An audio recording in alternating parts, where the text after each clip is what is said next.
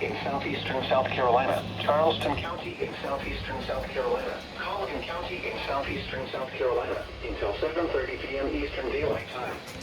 At 6:30 p.m. Eastern Daylight Time, a severe thunderstorm was located 5 miles south of Asheville, moving east at 20 miles an hour. Hazard, 60 miles an hour wind gusts. Source, radar indicated. Impact, expects damage to roofs, siding, and trees.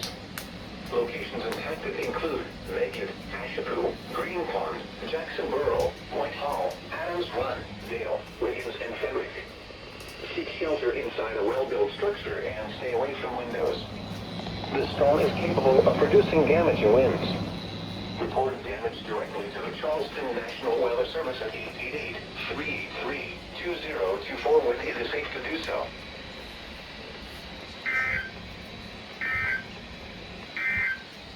His home, where his brother Kusai lives. They cut off food supplies as well as water and electricity. And he says the Israeli military isn't doing enough. They're not arresting the settlers. Actually, they came on Sunday, said they celebrated with the settlers. We captured this on video. They walked into the tent and they started chilling and hanging out with the settlers, and then they conducted a prayer with the settlers. The Israeli military told local media it was dismantling 2 settler outposts and was sending a battalion to the area. U.S. Ambassador to Israel Mike Huckabee called the settlers terrorists.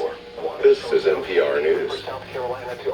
Officials say Europe's 5th summer heat wave is lasting longer than the deadly heat wave of 2003 that killed tens of thousands of mostly elderly people. NPR's Eleanor Beardsley says people are exhausted and fearful for the future. Clara Martin is walking her tiny dog Rocky down a searing Paris street. I always take the sidewalk in the shade.